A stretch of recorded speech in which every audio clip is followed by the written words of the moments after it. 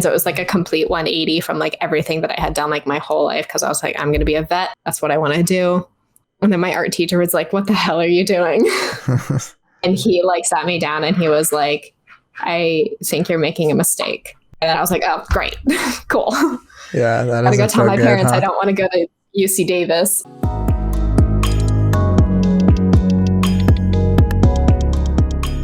Hey everybody, welcome back to the Jesse Nyberg podcast. Today I have on Kel Lauren, super talented designer and YouTuber. And I'm really excited to talk to them, and I think it's going to be cool. And how you doing? I'm doing all right. How are you doing? Pretty good. What were you doing right now? You were on some errands or something? I've been out of face wash because I've been crusty. And I put off getting my face wash, so I had to run to Sephora and get my Youth to the People face wash. Yeah, I think and I had to do that because I was like, I need to do it today. So with quarantine, I'm just like, you're supposed to shower like every other day, right? I feel like my total hygiene has just been like terrible. Like I used to wake up every morning and shower, and get ready for work. But now that I work from home, both like with my full-time job and freelance stuff, it's like I want that extra 30 minutes just to sleep or sit there. I don't want to shower right in the morning. Yeah, I'm definitely the same. It's been bad. I used to be a lot better. I used to do my makeup every morning when I first started working from home, and I'd get dressed. And then now it's like whatever I got, Yeah. Whatever I'm comfortable when you in. record videos, do you just wear what you were already doing, or do you get a specific outfit set out and everything? It's like the one time I get dressed, the one time I put on makeup. And it's usually because I film my videos over a few days. Otherwise, It's too much to do in one sitting. So I'll film 4 or 5 hours one day, and then the next day I'll film a few more hours, and then the next day I'll do an outro and sponsorship stuff, because sometimes I'm I can't even comprehend doing just a simple outro and ad stuff. Yeah. Because I want to make sure it's proper, and so it takes a long time to do it. So every single day I'll get dressed, and then sometimes I'm like, oh wait, I wore that outfit 2 days ago, so I can't wear that outfit again, so I have to do a different outfit. I have 5 shirts I like wearing. I've noticed that about myself too. I've been making I'm relatively new to it and everything, but I've noticed if I record a week apart or whatever, I'm just like, oh shit, I wore this shirt the last one. Someone's gonna think that I only wear this shirt every time, and it's all coincidence. But I think it's just with quarantine and everything. I've noticed I have all these cool clothes that I like that I haven't even been wearing because I just want to wear the comfortable stuff,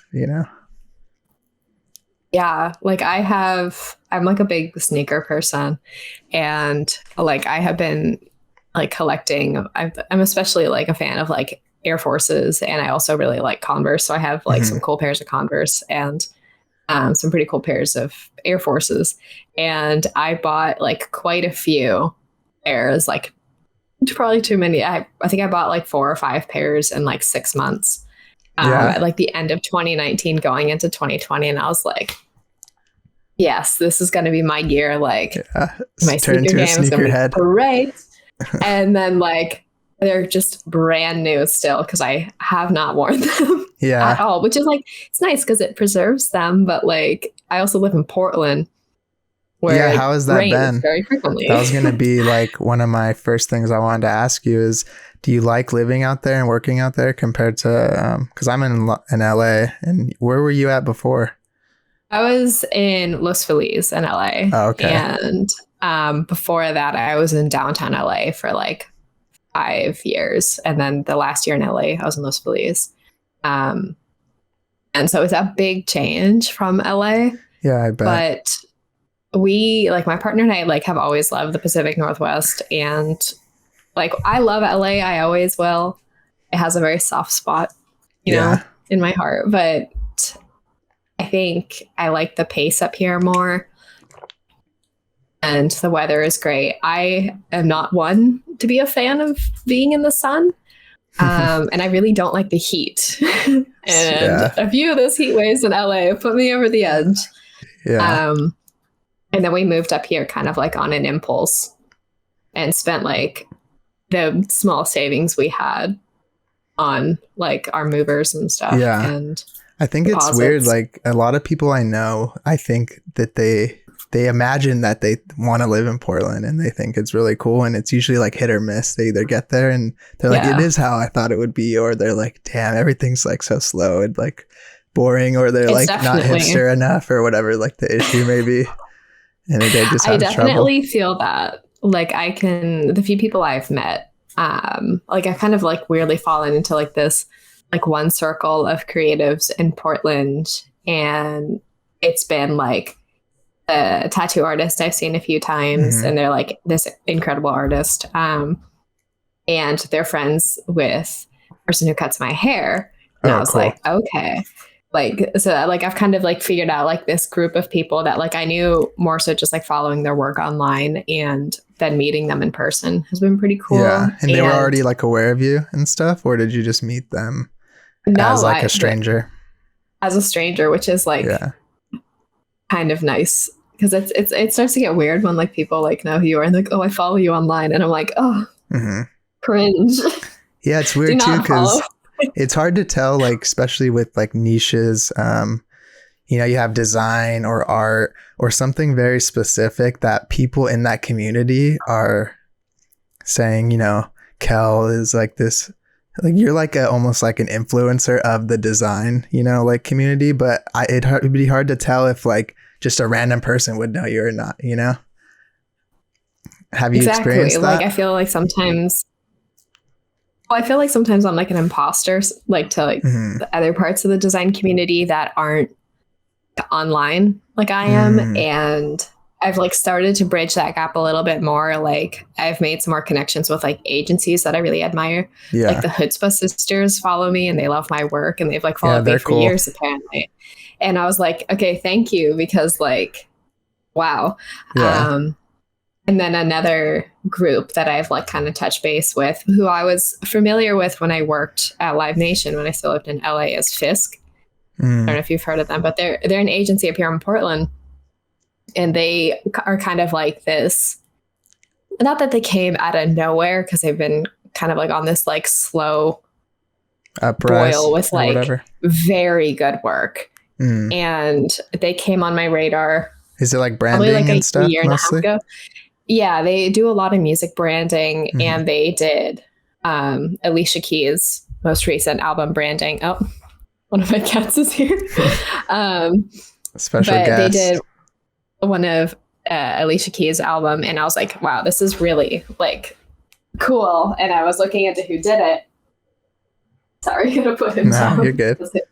He'll stay. And I learned that it was Fisk, and I started looking more into them, and just incredible work coming out of them. And then like they follow me on Instagram now. I've talked to the founder a few times.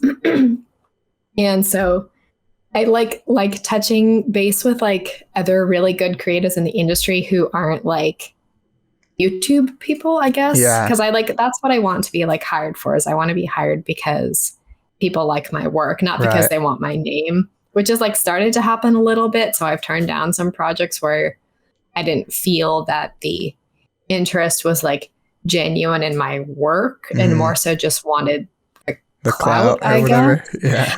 It's like cringe as that like sounds, but it's true though. It has happened. Yeah. I've noticed that too. Like, it's weird to see these people that I look up to that I think are, you know, legends in the design community. They like, some of them have like 10,000 followers or something. And I'm just like, how is this? Or like their feed is just them and their family or something, you know? And it's weird to see how like, if I feel like some people are such goats that they're just like, I don't even need this Instagram shit. Like I have all my clients on my website and like through my agency or whatever. And I've noticed with doing the podcast, like when I talk to Draplin, and I've been trying to be in contact through DMs slowly with like John Contino and a couple other people. And they're these people that I think are, you know, like legends I look up to. And since it's just design and they're not like, I don't know, a famous actor or something like that, it's so much more approachable. They're just like, sure, man, like shoot me a text or an email or whatever. I was so scared going into it, but everyone is like, even though they're like famous in this niche community, it seems like I thought they would be getting asked to do podcasts every day, but I guess that's not the case, you know? Yeah, there's a ton of like really like slept on designers that only like in very recent times I've seen start to get like noticed more for their work, which is like awesome, because like there's so many designers that like I follow who have like 2,000 or 3,000 followers, and they're like some of the best designers I've ever seen. Yeah, and it's I'm crazy. Like, get that work, you know. What's crazy is the phenomenon of like people seeing something and it can be amazing, and they're like, is it good though? Because they're following more people than they have, or they only have 500 followers. Like it's like a weird psychology thing where you need that affirmation of like them having all this clout to be like, oh yeah, they really are good. Like people look at it so weird online. Yeah, definitely. And I think something that I've started to notice more is kind of like, because I'm always looking for like other designers that I can refer work to if something comes up for me that I can't take. Right. Or it might suit another designer better. So I'm always like looking for those people. And I collect, like every once in a while, I'll post asking for portfolios. Like if you want to send me a portfolio, so I can like kind of hold on to your information. And if something comes up and I think it fits like your style and stuff, I'll try to shoot work their way. And it's cool to see like, that's not cool. I guess like I've started to notice a little bit more. I feel like designers, when I see a designer that I really end up liking, I see their work as like beautiful art. Like I can tell that they're just passionate about art, and it really comes through in their work, versus like, I think a pitfall that like some designers get into is like kind of hyper focusing on like trends and just doing like whatever is like really popular right now on Instagram or really popular on TikTok. And just kind of like, which is like great if you're like a beginner, helps you like learn like technical stuff, like love that.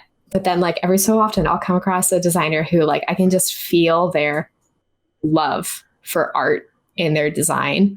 And I think that's like what makes someone really stick out as a designer is that you can just tell they really love what they do.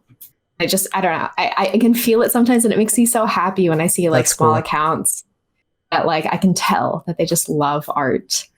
It's easy to fall into that trend trap too, though, because not because you want to do that, because I've been a victim of like, not a victim, Same. I've been like accused or whatever, or like self-accused of falling into trends. And it's not solely because I think, oh, this is what I want to do now. It's just that I realize, damn, you have to do this stuff sometimes to get like to perform on these apps. And it's kind of annoying because sometimes you put a lot of work into something and you know it's not Instagram like type of content. So you're like, damn, well, and then you can make like a 10-minute like cool like typography thing and everyone will love it on Instagram and share it. So it's kind of weird. It's like everyone wants the like especially non-designers, they want the quick to consume stuff, you know, that's very shareable and like, I don't know, relatable, I guess. Definitely.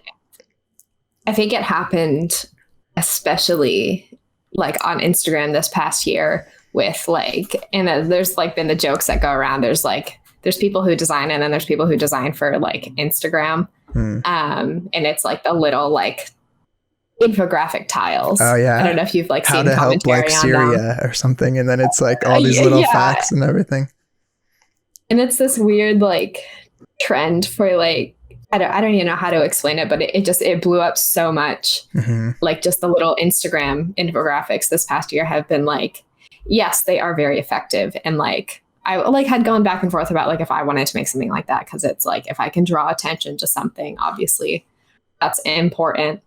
But I think sometimes it's like I'm afraid of it missing because I don't want it to seem like very serious issues that deserve, you know, a lot of eyes. But like I don't want people to just like be like cute little like Instagram graphics like making light of a very serious issue. Or those weird illustrations where like everything's disproportionate and it's like purple skin and stuff, and it's like for tech companies it'll be like, this is why you need to help this. No, what was it? Did you see that video? I can't remember who did it, but there was... It was like a parody of that, basically. No, there was a commentary video that showed up on YouTube, and it blew up pretty quickly. And then it because I spend too much time on the hellhole that is TikTok. And then it made its way to TikTok, but about the corporate art style of these quirky, weird, disproportionate, colorful, the big thighs and everything, and the little feet. Yeah, they got little heads, and they got crazy hair. They're purple and pink, and it's they try to make it so it's all the way you can't tell what this isn't representing anybody. It's just a mishmash of every culture and identity and or whatever. Weird because I feel a lot of companies did that because they're oh, well, we're not like other companies, but then it's so hard to escape that same illustration style. And it's obviously not the designer's fault. I don't blame them at all. But it's so weird, how so many companies, which are so large, kind of cling on to that aesthetic that younger people still gravitate towards. And then all of these companies will kind of have this same style. Kind of how a few years ago, every beauty company did this full 180 to this one very specific Gen Z millennial look with everyone was really into sans serifs. Everything was really bold, heavy type. Glossier. These really it was kind of started by Glossier, and they had all of the lighting was, and all the photography was this really high contrast lighting. They had that high gloss shine. Things were on pillars, on these weird objects. They had the little mesh. Those velvet curtains in the background and everything. Yeah. And it started with a few companies, and then every company started doing that exact same thing. And then they all started looking the same again. It's just this weird trend of that kind of ties back to how when you can see something in a creative that they just are passionate about creating a quality, beautiful product, that their work kind of stands the test of time. Yeah. That they don't have to really rely on what is trendy to get people to be interested in their product. Yeah, because it's almost like a linear growth. They're not the people that are following trends. They have these huge ups, but they may go down when that goes away. But the people will be just slow and steady. It's the tortoise and the hare in the two design styles.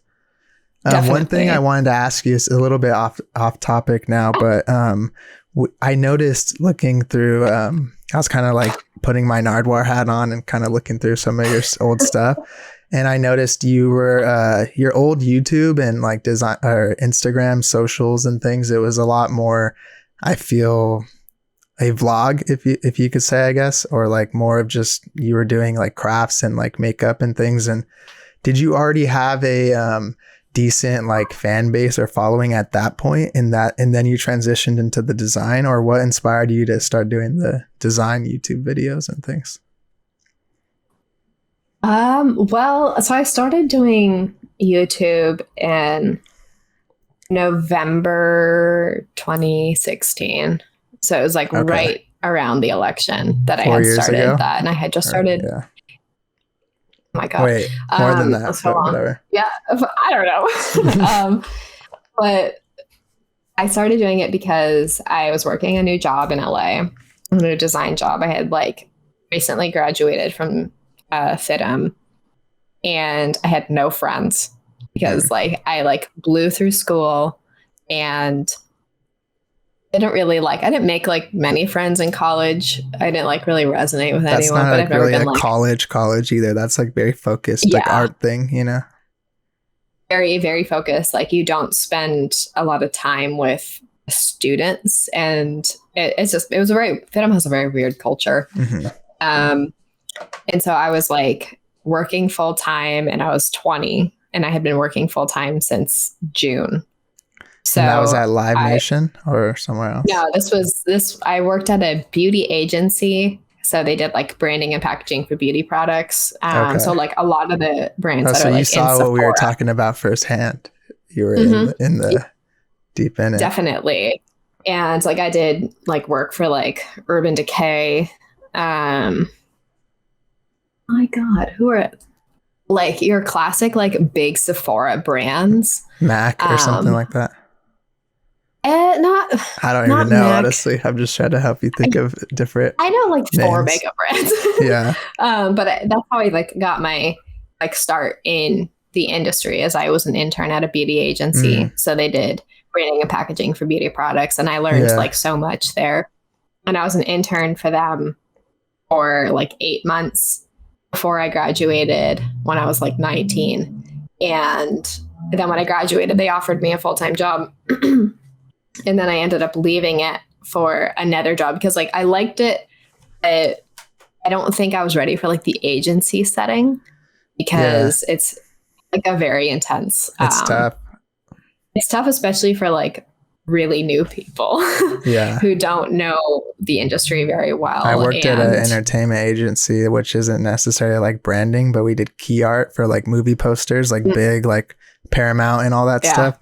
And man, like that shit is toxic. Like it was super intimidating. They made us work till like midnight all the time. And they were just like, it was like hella like old art directors just giving you that, like, that's the way it is, boy. Like you got to stay till midnight, you know? And I'm just like, why do you like this? And you couldn't even like get mad at them because they were there too. It's not like they went home, you know? But it was weird. Like no work-life balance. Sorry, that's definitely like a trend with like, it's a like very common issue. And I think a lot of young designers aren't aware of that. And it's like something I try to tell people is that like, be very wary of agencies because they can be very toxic. I've worked at more toxic agencies than I have worked at non-toxic agencies. And it's abuse across the board. But so I worked at I started designing phone cases. That was like my first, I was like a solo designer for this company, and I had no friends. So I started doing YouTube, and I thought maybe like I wasn't going to do design because like, A, why would you want to put yourself out there on the internet like that?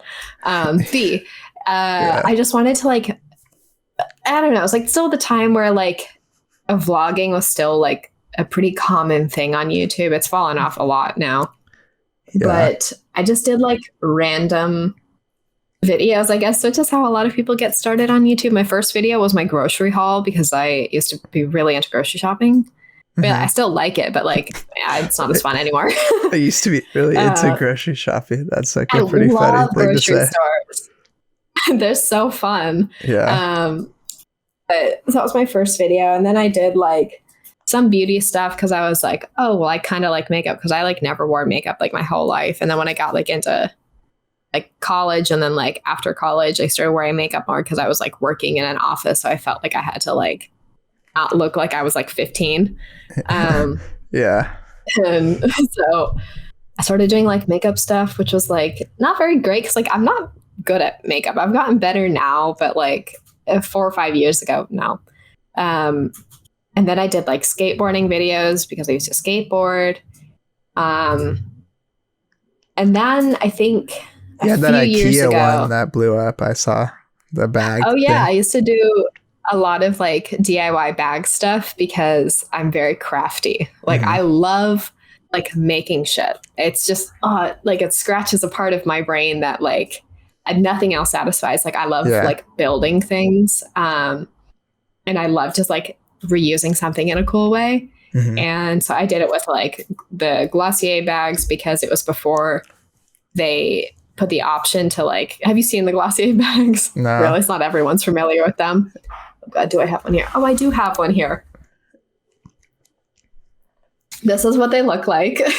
Oh, okay. So like, it's like a cool Ziploc, pretty much. Yeah, it's like bubble wrap.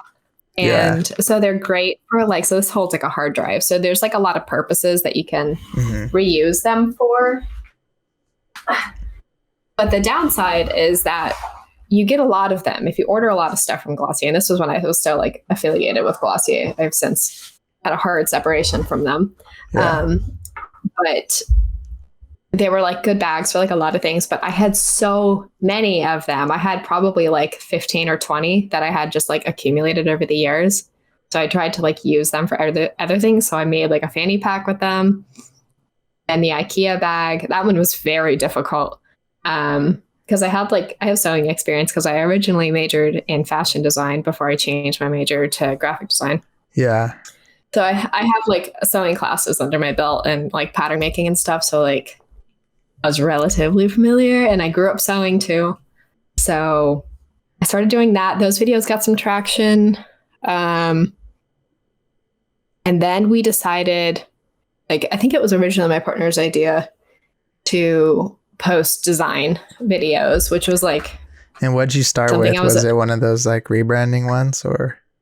It was, I did like redesigning popular logos because I didn't have like any sort of like strategy. Yeah, I mean those got like, everyone does it now, so like it's kind of hard. Like I wanted to do it, but I keep looking at how many there are, and like no one's gonna beat your search ranking, so it's almost like your shit's up there in like the millions at this point. What bothered me, and it's just like a general issue like in the design industry in general, is like how white and male everything is. And like my entire FITM class was like mostly men. And there were only a few non-men in my whole major, and there was only like 40 Was of that us. in the fashion or the graphic design part? That was graphic design. Graphic design is like very male dominated, like especially at FITM. That's where like all the men went. I went to a public school, so it was pretty like 50-50 in the college courses at least. But in the actual workplace, I've noticed it's been more men for sure. Yeah, like I've noticed that like more like women will go into like branding. And so when I worked at like the beauty agency, there was like one guy at a team of like 8 or 9 people, which was like cool because it was beauty packaging. So there's going to be more like women in it, I guess. Yeah. And so when I started working in like other parts of design, when I started designing phone cases, there were a lot more men. And then I eventually landed at Live Nation. The rest of my team was all men except for my 3 bosses. They were women, which was like great because like all of my coworkers were men, all of the designers were men. And so it was like I always felt like kind of like I had like that support because like my boss was not a man. And so I felt like very safe in that environment when I had just worked for so many like extremely toxic men. So I felt very validated to like no offense to men, but sometimes they scare me. No, that's fair. So then I started doing the design videos. I think I had been working at Live Nation for like, let's say 6 months. 8 months. Yeah, like 6 to 8 months. Yeah. And that was just because like I didn't make a lot of money when I was working at Live Nation. Yeah, I feel that. And so I was like, because I was getting like a couple $100 every month from YouTube, which was like, you know, it paid like for bills. Like we were living in an apartment that we could not afford. And so every month it was just like, we were just trying to make rent. And because we lived in downtown at the time, so we lived in a studio there and we paid $2,000 a month. For a studio? I have a 2-bedroom right now and I'm in Hollywood and it's $2,100. Okay, that's not too bad for Hollywood. Because it's COVID prices. We got that shit in like March. Nice. Yeah. That's a good deal though. That's all for Hollywood, yeah. So yeah, we were paying about $2,000 for rent. I couldn't like, you know, it was just tough. I was making an entry-level salary. I took a salary cut to go to Live Nation when I got the job offer because I really wanted the job. And I tried to negotiate for more and I didn't get it. So I started doing YouTube where I was like, oh, maybe I could make like a little bit more just to like kind of diversify my income. Yeah. Build wealth. Yeah, just like so I can like, God, like not have my account be overdrawn every single month. Yeah, and you're not relying on Live Nation, you know, for everything. And it was like fun too, because like when you work for other people, especially in design, like being kind of like told what to do all day, every day does get a little old. Yeah. And so sometimes I wanted to just have like free reign on projects and just do like whatever I wanted, because that's like kind of what you do in school. Like there's not really that much, like there's no one like really telling you exactly what to do, like other than like a general assignment. But like you're if anything, it's the opposite. Like the professor will be like, I'm not going to tell you what to do because in the real world, the client's not going to know what they want. You have to figure it out or something like that. Yeah. It's always fun because like clients are like, I have no idea what I want. And then like sometimes like if you work in any sort of like agency setting, the client doesn't know what they want, but your boss knows what the client wants. So then you're kind of like, going between the two. So that's where I ultimately started doing it because I wanted to like, like maybe like meet more designers and stuff. Right. And also like in the YouTube space, because like I have always watched YouTube. Like it's pretty much like the main form of content I consume. And I mostly like there's like some streamers I watch now, but they're more like political streamers, not like gaming streamers. But I like noticed that like there weren't really too many like big YouTubers who were putting out like regular content that like were not men. There's like a few smaller ones that are pretty awesome. For design or in general, you mean? For design. Sorry. It wasn't clear. And so I was like, okay, well, it'd be cool because like I never had like too many people like I looked up to when I first started designing, and not really that many people are super willing to share information about design. There's a lot of gatekeeping, and like I understand part of it because like obviously you want to be able to. I'm sorry, my cat is here again. It's all good. I don't want him to accidentally turn my screen off though. He's done that before. But I didn't see a lot of people online that I could relate to, and like I've obviously watched like Zimri Mayfield for years and stuff. And so when I started making content, I just wanted to make content for me. And if I could teach a few people, if I could help inspire some people to get into design, because I come from a family of like engineers. Oh, okay. And so like me going into art was pulling teeth from my parents because they did not want me to go to art school. And I was originally like, I wanted to be a veterinarian. And because like I love animals and I'm like okay at science. And so that was like my original path. And then I decided to go into art kind of like my senior year of high school. So it was like a complete 180 from like everything that I had done like my whole life. Because I was like, I'm going to be a vet. That's what I want to do. And then my art teacher was like, what the hell are you doing? And he like sat me down and he was like, I think you're making a mistake. And then I was like, oh, great. Cool. Yeah. That I gotta go tell my parents huh? I don't want to go to UC Davis. So, so then I like, that's when I started getting into like design, is that like I wanted someone to look up to. So I wanted to, I guess become that for other people and encourage people to go into design, because like I was always an artist growing up, but it was, no offense to my parents, have not been the most supportive of like pursuing art. It's kind of like my mom would always like tease me about like the starving artist syndrome of like, you're just going to sell your work on the street. And that's not desirable to my mother with a master's degree in science. Right. So she's very supportive of me now. Once like I've made it. I hope so. Clear that I've got a grip on things now, but it took my parents a while. And was it accepted right away from like I guess, how did your, how do I say this? When you were going to start doing design, transition from that other content, were you trying to figure out like, did the existing subscribers care about that at all? Well, that's what I was worried about. But like, I knew my audience was like kind of crafty anyway. Like, obviously like I attracted like some artistic audience, and I didn't really have like too much of like a base yet. And some of my longest like internet friends, or longest time internet friends, are people I found at that time, and they're people I'm friends with now. Like Julia, that's when I had found Julia. And so when I made like that transition, I was scared because the online space is already very terrifying, especially like to not men. And so I was afraid that like I was just going to get like pummeled. I'm sorry, he really wants to. Just because like you know how I mean it's scary for me too. Really even I've only, especially when you're smaller, I haven't had you can't hide them. I'll see one and I'm like, ooh, it's the only one there right now. So doesn't feel good. So I thankfully like started to accumulate more people who were like interested in design, and I think a lot of people who aren't like directly involved with design don't really know what graphic designers do. Or like the extent. So they just like seeing how it works.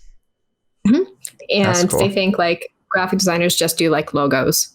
Right. When it's like they do so many things. So I think it helps to kind of show people how big the field is. And if you're creative, there's so many routes for you to like pursue. Like, like the illustration's always been a pretty big thing. But there's so many more opportunities now for like people to like actually like make a living off of it, which is like the biggest blessing and the biggest curse in the world. But there's so many more routes now, and it's normalized a lot more of people pursuing art professionally and even without like going to school for it.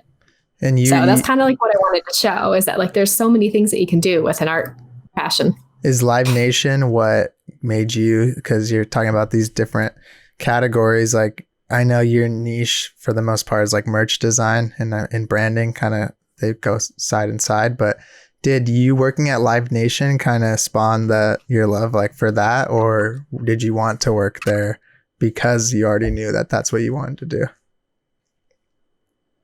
I started making like t-shirts in high school, and it's funny because it's like I should have figured this out years ago, but it took me like I didn't want to be an artist full time. Like I just like push that out. And so I was making like bootleg Beatles t-shirts when I was like in middle school and into high school, because like I'm like a huge Beatles fan. And so I'd make them for like my friends out of like iron-on transfer paper, and then I had a pirated copy of Photoshop. And so I only know how to use like the lasso tool. And that was pretty much it. And so I would just like make these collages, and then I would print them and then iron them onto t-shirts. That's cool. And so that's how like what I did. And I just always loved merch. Like it was such an exciting part of a concert for me. And so when I was like after college and before I started working at Live Nation, so that was like 3 years that I had worked for I worked for another phone case company, and I was doing photography. I hated it because like I like photography, but not that much. Right. And it was like content creation and stuff, and it's so stressful. Oh my God. And then I was working at this other like really shitty agency that like sent me over the edge with the astronomical level of abuse, and just like really damaged my soul when it came to design. I started hating design because I had a boss who was really awful, and she just really did some like damage on me personally, and on like a personal level and on a professional level. Like she really hurt me. Yeah. And I didn't think a boss would ever actually do that to me. On top of really underpaying me, but she like really like bullied me as like a coworker. So I like started to think about leaving design as a whole because I was doing branding, and I was like, I'm not really too passionate about branding. Like it's fine, but I was doing like branding for like restaurants. Oh, okay. So like Veggie Grill, love Veggie Grill.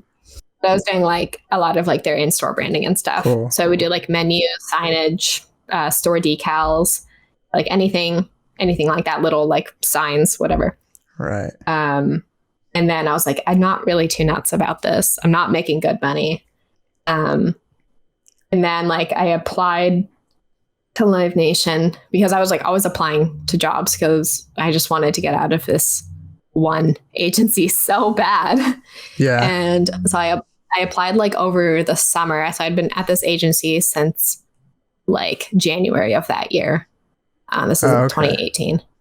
And I applied over the summer to Live Nation through their site, and it was just like a graphic design position. But I was like, well, it's in music. Like, I just want to be like in the music industry. Like, so many designers want to be in the music industry. And then I didn't hear anything, whatever, until like October. And then they had called me, or they had emailed me, and then like wanted to set up like a phone interview. And they didn't say like what department it was, because Live Nation is huge. Right. Like, there's so many like touring companies under Live Nation, and there's so many like creative departments. Is it by so the I had Grove? No idea. Is it over there? They used to be in like off Hollywood Boulevard and La Brea. Okay. That's their old office. So if you were walking down like Hollywood Boulevard, where like I think the Chinese theater is over there. Yeah. If I'm remembering properly. But it's like gross Hollywood Boulevard, like the stars, like super touristy, like Spider-Man costume, everything, all those people. And then they moved to Beverly Hills, to like the most beautiful office. Oh, is it by Rodeo? Like across from like the little park area? Yeah. Yeah. Okay. That's what I was thinking of. It's a jaw-dropping office. And so then they moved over there, but I had worked at the Hollywood office for a long time, for the majority of my career there. Yeah. So I had started doing like the interview process, and I think only when I got to the second, it was the first in-person interview. So I had like 2 phone interviews, and then they did like a background check. And then I did the first in-person interview, which with the people who would end up becoming my bosses. Yeah. And that's when I learned it was in merch. I had like no clue, like leading up to all of that, it would be in merch. And I got like so lucky to get that position, because my bosses saw, I don't know, something in me. Yeah. And it pretty much was like a dream come true, because I'd be leaving this like really abusive job situation I was in. And I like, as soon as I got the job offer, I walked into my old job and I was like, today is my last day. I'm sorry. Yeah. That's cool though. It feels good. Oh my, if I could relive that moment again, I would, because I was so done, man. And you just really liked it ever since working at Live Nation, pretty much. Yeah. The creative team there is like pretty much like the best creative team I could have ever asked for. That's cool. And so I had 3 other full-time designers that like worked with me. And like I started as a junior designer, and then I was promoted to just regular graphic designer. And then there were 2 senior designers. Okay. And between those 3 guys, like they, as a team, and like also like the other like managers I had, like sculpted me as a designer. Like they were, not that they were hard on me, but we had a really good relationship dynamic, to where we felt very comfortable with being honest with one another and how to like not be a dick. And like, that's something that I've been critical of like other people giving unsolicited feedback, and how you can give feedback without seeming like an asshole. And it, like, they taught me like so much about what I know, and like how to design a t-shirt, because it's hard to design like an effective garment. Like the design fits on the shirt, it has to wear well. And also like what is going to sell really well for the artist. Are the artists happy with it?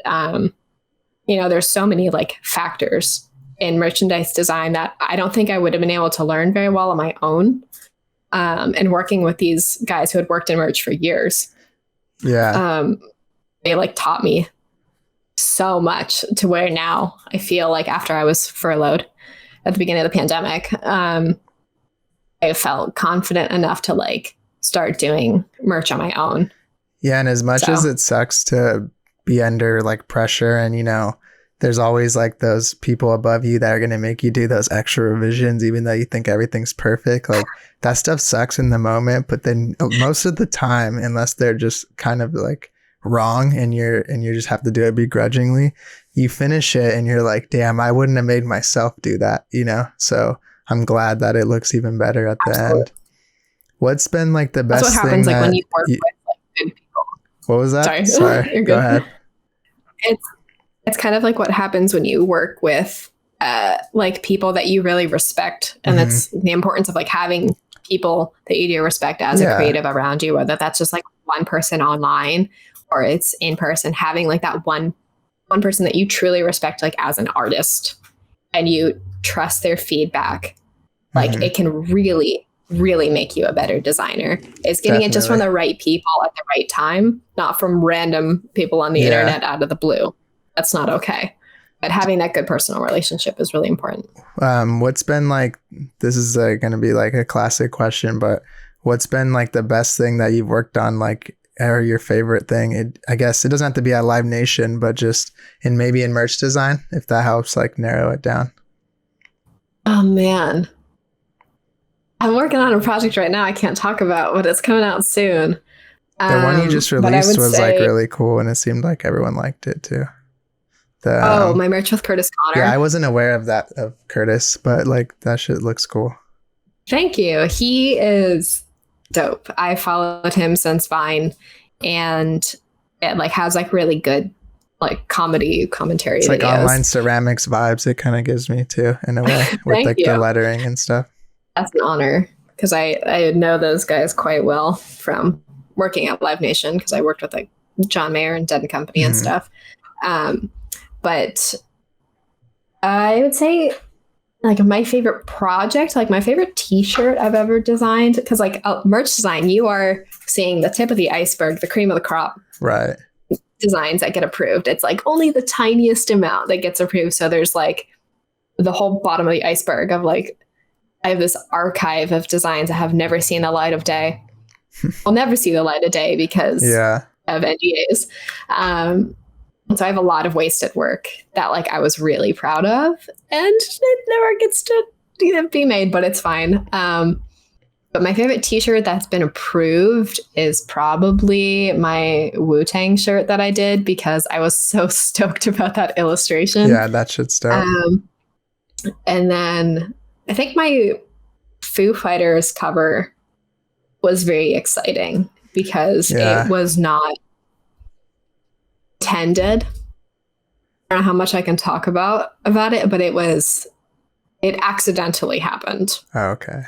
Just kind of a long story short, it fell into, he wanted to use my art from merch I designed for him, because at Foo Fighters, they have their merch made through Live Nation. So I was working with Dave Grohl, you mean him? Yeah. Okay. I mean, that first name basis with Dave. Yeah. Dave was texting me. He wanted to use my work. Yeah. That's cool. I was going to ask you about that. Like, how does it feel? I guess I know you've had other work out, but like something on that scale, how does it feel to have the people sending you like all the pictures and like at the record stores and like Times Square and all that stuff? It's really weird, because it was kind of a dream of mine. Like when I was in high school for my AP art class, my focus for the AP test was like design in the music industry. So it was like album covers, merchandise design, like marketing, like billboard design, all of that. And so that was my focus for the AP test. And I had designed, because at the time I was like really into like Ed Sheeran, and I've done a full 180 since then, but like I was designing like concept album covers like all the time. Right. And so then like seeing it now, because I've known about this since early last year. Wow. And I got the call that Dave wanted to use my art. That's so long to wait. It was awful. Yeah. And I couldn't tell like anyone, like no one could know. Yeah. And it was just like, it's not uncommon. Like you can't talk about stuff anyway, that works. But like I told my parents, because they're not fans of like Foo Fighters, but like it's a flex, I mean, they know who they are. Yeah. Yes. I could flex on my mom and just be like, please like take approve of my engineer. Career now. I'm working with Dave Grohl. Yeah. So I was like pretty stoked about that. And I like had to just like, okay. And I just got to sit on this for a long time. Yeah. And I was paid very well for the album cover, and it helped pay for like our moving costs and stuff. And then like I forgot about it for a while until they announced the album in like November or something. And then I was like, oh shit, like I gotta like post about this. Yeah. Because like they were doing like SNL and stuff. So because now it's allowed or whatever. Yeah, so I was like, oh, I haven't even like made my mock-up for that I can post on Instagram. And so that was pretty exciting. And then like seeing all of like the marketing roll out for like all the billboards, and like people started sending me, like, I know there was a few billboards in LA. So like people from LA were like sending me pictures. And then like all the ads online, and people were seeing the albums like across the world and seeing them in store. And I got to see it in store the first time on the day it came out. Yeah. Because I hadn't seen anything.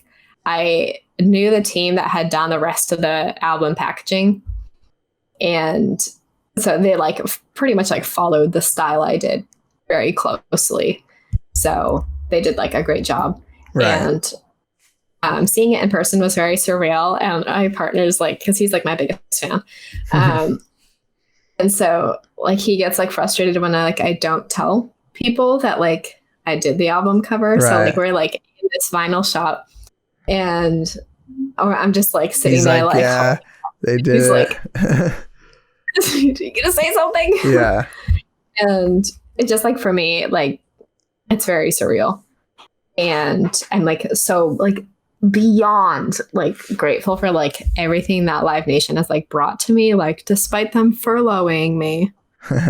I'll forgive them for the other benefits that I have gained through like being employed with them. And I'm still like very close with everyone there. We left it very amicably because I knew I wanted to move to Portland anyway. So it's really cool though. I had to build some billboards go up recently. They're for my full-time job. So it's more like, it's just like product and like type. But like even that, you know, like I want to get to where it's like something a little more, I guess, completely self-produced or whatever. But it's pretty cool, you know, like, and it's pretty cool. Just, I don't care about like that many like strangers or whatever, but it's cool when your friends that don't exactly know what you do, they're not really designers, are like, yo, like I saw the thing on like Gower or whatever, you know? So like, I can't imagine how, since you have more of a following and it's the Foo Fighters, like you must have been getting so many of those like story tags and DMs of everyone saying like, I found it, or look at this. Yeah, I mean, it's still pretty exciting. Like I remember the first time I did like an in-store sign for a Veggie Grill, and then I went into a Veggie Grill and I was like, I made that. Yeah, I made that sign that says order here, and I was stoked about that. Like just like little shit like that. Like it means a lot as a designer, especially because like not everything like ends up being like physically produced. Some things are just online. So like you kind of think that it's like, oh well, it was just online stuff. Right. You know, not that it doesn't like mean a lot, but seeing something like tangible in person, you're like, you just like feel validated just by like seeing a menu that you did, you know? Yeah, I really like it. It feels better when it's in person too. And like the threshold for how cool it has to be in person's a lot lower, you know? Like you're saying, you could be like, yo, I made that like now open sign or whatever. Like, yeah, exactly. It's still exciting to see it. What was I going to ask you? Speaking of like working with, you got furloughed and stuff. Has COVID changed up the way that you've been working at all? And like, has it changed maybe like the relationships with some of the clients and stuff? Or were you always just kind of digital anyway, like not in-person meetings or anything? Well, I'd say the biggest thing that kind of like shot at anyone was the fact that the touring industry completely collapsed like overnight. Right. Which is like in music, a good chunk of revenue for artists and also for people like me. And like some like record labels did just fine because they don't rely on touring, but a touring company like Live Nation, they need to be running tours to stay afloat. Right. So that was like first big shock, like, because we were supposed to only work from home for like, you know, like everyone thought like 2 weeks. Yeah. And the people that were saying a year, I was like, I kind of believed it. I didn't want to, but then other people were like, no way, man, 2 months, like we're out of here or whatever, 2 weeks. Yep. But we saw it happen. Yeah, same. And I mean, like, we're coming up right on like the year mark. Yeah, in the March, next few weeks.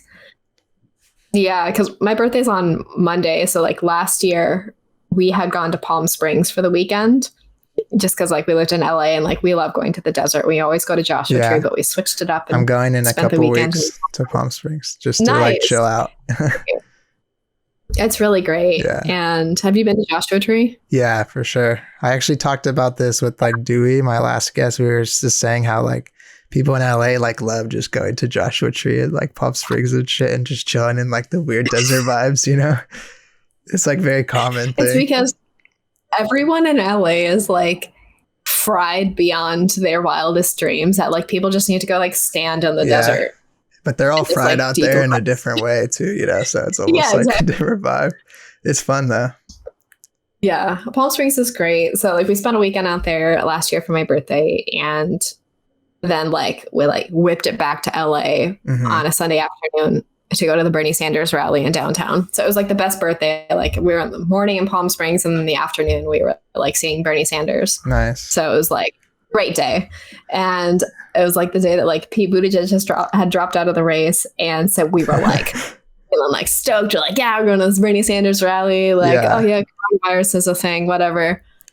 And then like 2 weeks later, like everything just was like. Yeah.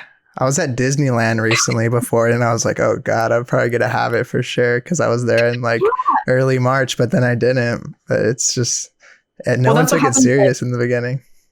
Yeah. And like, you know, like we know now that like obviously like it was here a lot sooner than we had originally thought. But like we had been at a giant indoor rally for Bernie Sanders where there were thousands of people inside in early March. And it's like that could have been very bad. With just thousands and thousands of people just packed into the LA Convention Center in one of like the big rooms that they had there. But yeah, so overnight, you know, the touring industry kind of shit the bed. I don't know. Shit the bucket. Kicked the bucket. Yeah. And so like I kind of knew it like settled in a little bit later once, you know, I didn't think we were going to go back into the office anytime soon. And then when half the team was furloughed on a single Zoom call, it kind of stung a little bit. Yeah. So, and then they kept telling us, it's only going to be a few weeks. That seems so like such a funny sight, like everyone with their cool backgrounds and everything. And they're just like, yeah, so half of you got to log off. Yeah. And I was like, okay, you know what? So there was like a big call where they were like, there's going to be a lot of furloughs. Yeah. And I was like, oh, I'm part of the art team. They can't cut me. Yeah. And no, wrong. And I was the first one to be cut, and it stung a bit. And my boss was like really upset because it was like above her to make those decisions. And really hurt. I cried. I called my mom and I was like, I just got furloughed.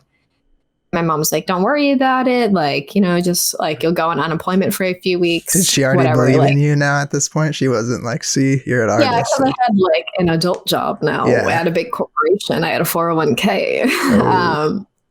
And I think like after like June, July, so I was like furloughed end of April. Okay. So like June, July started to like hit us more. And like this Los Angeles summer really like set in again because it's like it was my least favorite. It just gets so hot, and we didn't have AC, and we lived in a really old. It was gnarly. I do now. But I don't think people realize so few places in LA have AC. And we had that dark brown carpet. You know, that's just like traps in everything. Oh, God. So yeah, like that summer hit us hard, and we started like ramping up YouTube more. I picked up a few more freelance clients because like I didn't want to like, not that I didn't want to be on unemployment, but I was already like, I owe a lot of money in like back taxes because I've just worked so many jobs for so many years that like my taxes are just a mess. So I didn't want to like owe back taxes on unemployment too. And I wanted to like see if I could sustain myself through like freelance and YouTube. So for like a month, I was like, let's see what happens. if like we can still, you know, keep ourselves afloat with just doing like freelance and YouTube stuff. Let's see, you know, if we can make it. And then we just decided on a whim that we were like, well, let's just like look at apartments in Portland, just like for fun. Yeah. And then we found one that we liked, and they had a really good like move-in deal and stuff. So it's like we could save some of that money and not have like a gigantic deposit. Mm-hmm. And then we can pay for movers, because like we have 3 cats. Yeah. Moving from Los Angeles to Portland, that's a 2-day drive minimum. Yeah, they don't like the car, I've noticed. At least the car. Cat. So long drive, we have an entire apartment filled with stuff, and we were coming up on our lease being over. So we just kind of like, okay, we'll just pay movers. Repacked everything. Movers came, took everything. Sounds like it's been pretty good though. I mean, it sucks that what's going on, but it's kind of cool that it forced you to try that out and you've been able to sustain it. And that's, I think as a designer, like a lot of creative positions, that's like everyone's, maybe not everyone, but that's like a goal for me, where I don't have to have a proper boss, you know, and I just have my diversified income or whatever, and I'm just working from home. I feel like that's cool. Yeah. It was a good like trial run, and I'm not that I'm like an impulsive person, but like I kind of, you know, don't really think things through very hard, and it allows me to kind of like give things a bit of a try, and I'm not too worried about like the long-term impact. So I was like, okay, we'll just give this a try. Okay, we'll just move to Portland and see how it goes. And you know, I've already like been at rock bottom before, so it's like I already know what it's like. Yeah. You know, so that's how I feel. Like I'm thinking about, I want to make the switch eventually, and I'm thinking like, but I'm gonna make way less money in the beginning, and then I think, oh yeah, I never had money till like last year, so I'll be fine. I'm a pro at being poor, so it's all good. So it's like if you can kind of handle it from there, you know, like my goal every month was like I just need to pay rent. You know, like just so I don't lose my apartment. Right. Just need to make, and you know, like take care of the cats. That was like my biggest goal, was like food and litter for the cats, and then rent. And then anything else on.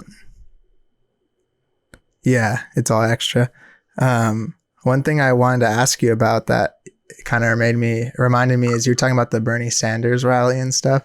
And I've seen that, like, that's not like extreme, but I've seen you be vocal about a lot of like issues and like leaning to that way. And have you experienced any, like, how do I put this? Maybe like backlash or anything from not only your fans or from like clients, like, yo, you can't be saying that online when we're working on this or whatever. Do you ever see that, or not really? I mean, it's been floated to me before by some people I worked with at Live Nation who were like, you don't need to be so mean to people online. And I'm like, these are Nazis. Yeah. I'm going to be mean to them, actually. Yeah. It hasn't really like been an issue. And I think like from like fans in my audience, like I've had a lot of disagreements with people who follow me and have been like, oh, I'm so upset that you would say this. And they're like, I can't believe you believe these things. And I'm like, you should know by now if you had, you know, been following me as long as you said you have.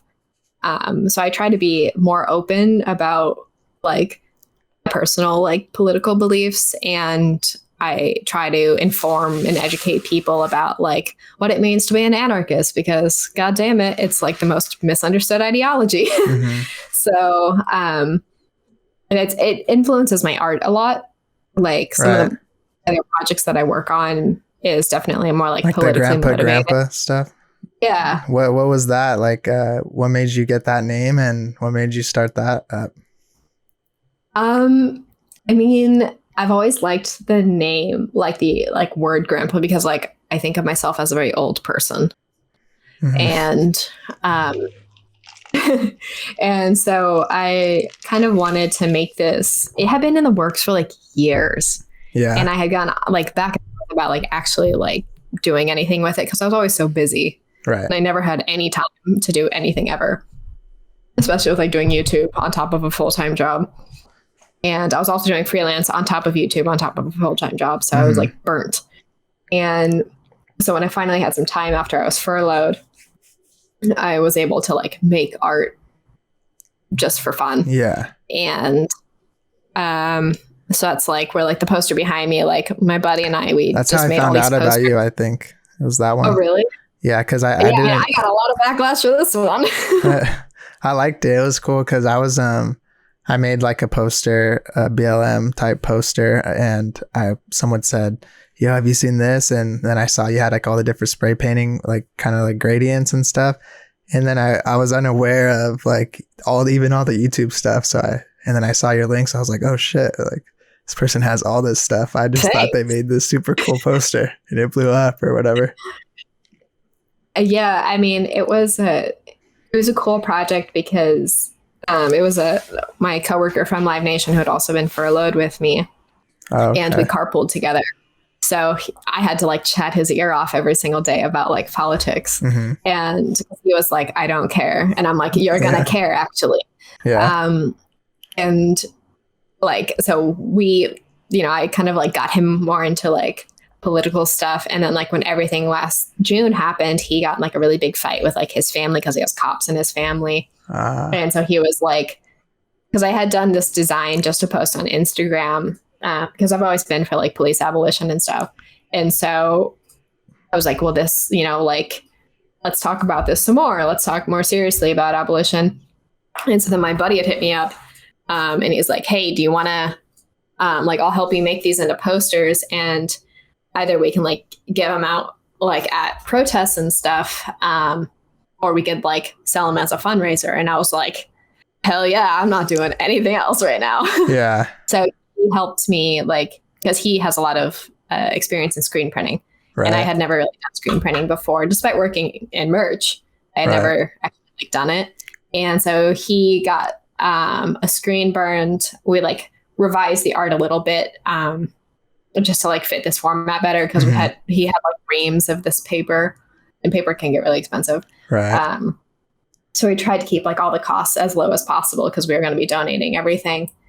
And so then we just got like cans of spray paint, and he was like, we'll just, do a few. Like we spent like one night just spray painting papers.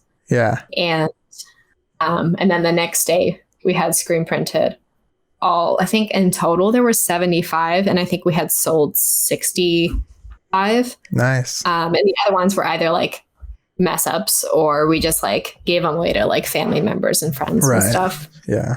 And then we raised, I think like $2,100. And so we split it for like just a little spray paint poster and selling them in like a week or whatever it is. They sold out in like 20 minutes. And I had like to build, I built the whole site. I had never done like an e-commerce site before. So I had to like build all of that. I had to figure out shipping. I had to open a UPS box. Yeah. Was that sponsored by Squarespace? That no. grandpa. Surprisingly, no. It would have been a great opportunity, but it was like it happened so quickly because we wanted to be able to like raise as much money as possible. Because you know how trends go. People stop caring about something as soon as it's not all over Instagram. Yeah. And so I was like, I want to be able to raise, the maximum we can, sell as many as we can so we can donate. We split it between the Bail Project and the Marsha P. Johnson Institute. So, which was like giving like a donation of that size was like, so, it meant a lot like to me because like I don't have a lot of money. I really didn't have a lot of money at the time because I was unemployed, but I wanted to be able to like, donate my labor, and my friend donated just his labor and his knowledge to help bring these posters to life, and then use my platform to, bring attention to these issues and also be able to use my platform to raise money. Yeah. And I know not everyone agrees with doing even something like that, because I don't ever want to like commodify like political art for like social media clout or like just to make money. So it's a very fine line you have to walk, because I don't ever want to like hurt people through my art. And I just want to be able to use the platform I have to, raise money for like such an important cause.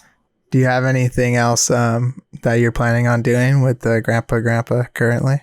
Is it grandpa, right? Or is it just one grandpa? I honestly, it's grandpa. Well, it's technically just grandpa, but my URL is grandpa because I couldn't get just that's grandpa. What it is. And I was like, that's fine, whatever. It doesn't need to be anything super formal. And it'll probably change once I like sit down and have more time to like dedicate to it. And it's something that I'm working on like this quarter. Yeah. But I want it to be like a clothing brand, like per se. Like I want to be able to create like your standard clothing items like t-shirts, hoodies, crew necks. And I've been working for like the past like at least 6 months about sourcing like garments. Okay. Because I want there some to be high quality shit. And I want to avoid Los Angeles apparel because Los Angeles apparel, I've been seeing the ads a lot. Yeah, they have incredible garments. They're made in LA and they're just really nice. Like Online Ceramics uses their hoodies. They're on trend too with all the over dyed shit and stuff and like faded whatnot. Yeah, they do like custom dyes. They do cut and sew, and they have a lot of really high quality garments. They're just really nice. But Dov Cherney, the owner, is like a piece of shit and a predator. And really? He had a really bad COVID outbreak in his factory and he didn't shut the factory down. So there's a lot of conflicts there with LA Apparel. You got any other leads then? And maybe like a Oregon place or something? Not in Oregon, but the other brand that I will likely be using is called Everybody World. Okay. And I found them at Complex Con a few years ago. And they're similar to LA Apparel, but I don't know of any no predators.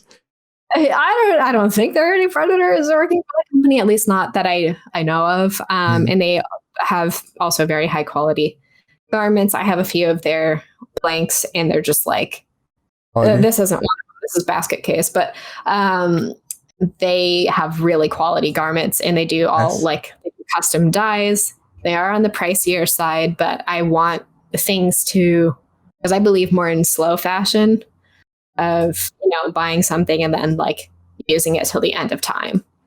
And I'd rather pay like more money for something up front if it's going to last me a long time and it like is really well designed. So that's the route I'm going with that. And I also want to do more posters because I love designing posters. And like I don't know if you saw my Eat the Rich poster. Was that No, I'm thinking of the digital one that you talk about often. I have it in front of me. One. Yeah, that one's dope. Thank you. That one was before the BLM one, right? Yeah, I had posted about it. I made it. It took me like a week to make. I worked on it for hours every single day because there's so many like details in it. And then I decided to make it because so many people ended up really liking it. So I was like, okay, I'll make it. Yeah. And I'm really glad I did. And like the people so it's screen printed too. And the people who like separated the colors they were like, this is the hardest file we've ever had to separate. And I was like, thank you. Yeah. Because there's so many tiny details that when you have to separate colors out to screen print, it's a nightmare. Right. The screen printing is so much cooler too. Like I have a little bit of knowledge because I used to have like a clothing brand in high school that was like super angsty and I just printed like weird like political images and shit. But I know a little bit about it, but when it comes to like high quality printing, it's like people actually got to know their shit but it looks so much better in the end than like any type of digital or like just whatever CMYK printing. The DTG, direct to garment printing, the cursed like YouTube merch trend. Yeah. where it looks like iron on paper. Right. I can't stand it. It's especially when like people do, because I've had clients in the past where they're like, oh, we're just going to use like Printful. And I'm like, but you're planning on selling like 800 to 1,000 t-shirts. Just get it screen printed. Right. You're going to have like a higher quality anyway. And that's the thing that people don't realize about like direct to garment printing is that it doesn't last very long. And there's no like quality control either. I mean, there is in there, but it's you're like a slave to their quality control, you know? Yeah. And I think a lot of people use it for like the fulfillment because like that's a huge pain in the ass as someone who's fulfilled orders. It's a lot of work. But there's like so many companies now that will do all of the fulfillment for you. Like if you're like a serious YouTuber or a band or something, there's so many companies that you can just hire to do all of that. And you get something screen printed. So it's just a higher quality garment because you can only wash a DTG shirt so many times. Yeah. And that's the smaller part. Yeah. The like cool thing about screen print is like it falls apart and it just like starts to look cooler, you know? Cooler. I have this old ass like save the post office shirt that I found at like a Goodwill, and I don't even know how old this is. It's not like from the recent push to save the post office. It's from like the 2004 one or something like that. And sometimes I find stuff. It's so like nice finding things like that are used, and shit was just like a lot of shit's just so much better. Like some shirts I buy nowadays and from their new, buy them online, and I'm just so disappointed with like how it feels and looks. Everything's so small. Nothing's like oversized anymore for some reason. So it's like I buy like XL even though I'm like not that big, just because everything turns into like a medium right after you wash it, you know? Yeah. Exactly. Like I'm very passionate about like high quality t-shirts, and that's how I started like being in merch. Like I've worn a lot of t-shirts. I bet. And my least favorite ones are like the Bella Canvas t-shirts. They have like seams on the side. And they're really long, narrow, thin shirts, and the collar like banding is like really stretchy. Yeah, I hate that. And you get the bacon neck like real bad from that. Or they have like, they're just like really wide necks. Yeah. And I'm like, it's like this or some shit. Yeah. Like, I don't know. So it's something that like I push with a lot of my clients. Like I'll take unpopular opinion. I like the Gildan heavyweight t-shirts. I mean, I think they're nice. I think they're something about Gildan heavyweight. It's almost on this weird, they're the worst good shirts or like the worst best shirts, however you want to say it. Like they're right on the cusp of like quality. I think that like people see like Gildan as like, oh, it's just like it's Gildan because like they have like a lot of like shitty other products. Yeah. But like I would prefer a Gildan t-shirt because they fit more regularly versus like like independent apparel, Royal Apparel, and Bella Canvas. I like the Hanes like beefy tees for like a classic one. Those ones are pretty good. Yeah, those are decent. And I think that like size wise, they're more consistent, and I think they wear better over time. I think they hold ink better. Yeah, for sure. So I see a lot of Gildan slander, and I think that they're really nice well, t-shirts. Maybe you're gonna have. That's exciting. Maybe you're gonna have to release the Grandpa Gildan collab and just show everyone what's up. I would love to, but I can't get on board fully with Gildan. Yeah. But it's just that's something that like is in the works with Grandpa, and I care a lot about like high quality garments that you can wear for a long time. And also my goal for Grandpa is I don't want it to be like a for-profit organization, and not necessarily like a non-profit, but it's not something I'm seeking to make money off of. Yeah, it's more for like the art and making cool shit. So I'm gonna like do literally like my very best to keep everything like as affordable as possible while like just covering costs essentially. Right. And I definitely want to do like fundraiser opportunities for like posters and stuff to just like donate locally here in Portland or just nationwide organizations to just keep that going because it's something that's still really important to me. Yeah. And I have a platform and people will buy my stuff. Yeah. So it's exciting. I'm looking forward to that. And the last thing I wanted to ask you is about, I try to ask everyone this, who are some of your biggest inspirations currently, or anyone you want to give like a little shout out to that people can check out, and I'll drop it in the description. And if I'm putting you on the spot, you can send it to me as an afterthought or whatever, but let me think of some.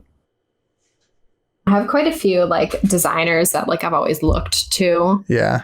That I've always just like had a lot of respect for.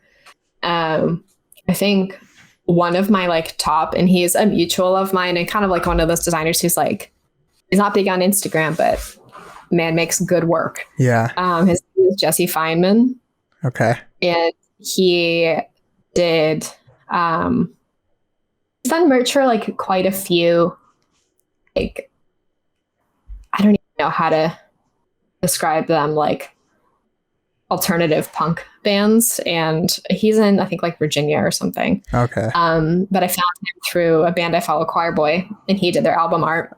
Okay. And so like some like indie, like The Garden or some shit like that, that kind of stuff. Definitely in that line. But he's really dope. Incredible designer. He's great. I think Crystal Zapata, which is like a fan fave, but they're really dope. Leah Maldonado. Yeah. They're type designer. Cliff World Goat. Yeah. And they work for Fisk now. And I found them like when they were just like doing like general type design. Yeah. Super like, cool. I love the layout of the page too, with the crazy like smiles and like caricature version of like the head and stuff. Like they're so talented, and I'm really excited to see like more work from them. Totally. Let me think of a. Let me see who else I've been looking at recently. I have like my entire Instagram feed is like. It's hard too on the spot, I know, and I've had this conversation with other people. It's like once you get to ask that question, you're like, I was like, I don't even know people by usernames. You're just looking for the picture or something. Literally, like you can message me it too, and I can throw it in if it's someone that you think it's like significant like that. It's no worries. Yeah, I mean, I might have to. I mean, like another classic because they're. I love a lot of like their fonts, and a lot of the stuff that they do is really cool, and they really kind of like shaped a lot of type design. Is James Edmondson from Type. Mm-hmm. We've connected a few times. He's really dope. He just had a baby actually. He's really cool and like an amazing type designer. Nice. Just cool dude all around, and like influenced me a lot when it comes to like type design. Let's see if there's anyone else. And also, of course, my dear friend Julia Fletcher, like one of my longest internet friends, and we've never met, but we've been like internet friends for like 4 years. Yeah, check out that episode too. Anyone, if they want to watch that, that was number, I think 4. But she's really cool too. Yeah, she's dope. Yeah. Awesome. I'm excited to see more work. It was great talking to you, and let's see. Everywhere you're at is Kel Lauren, right? Check you out on Instagram, YouTube. Yeah, Kel.Lauren on Instagram, and then spelt out Kel.Lauren. If you want to follow me on Twitter for hot takes. And also my website is different now. I have a new website URL. It was kellylaurendesign.com. But that's inconsistent with the rest of my branding. So it's kellauren.design. Okay, now. Cool. Got a dot. Yeah, that's how mine is. It feels good. It looks cool. Like I feel cool now. I got something other than .com. I like surprised myself by doing an entire rebrand the other night, and I did it all in one night. Yeah. Which goes to prove my theory is that Squarespace is actually very easy to use if you know how to use it. Right. So I built the entire site in like 6 hours and redid like a ton of my mock-ups and did a new logo for myself. So dope. Well, go check it out. Go check out the new website. done in Squarespace. And thank you, everybody. Remember to like, comment, subscribe, rate if you're on iTunes, all the buttons, like them and everything. And we'll see you next time. Goodbye. Thanks, guys.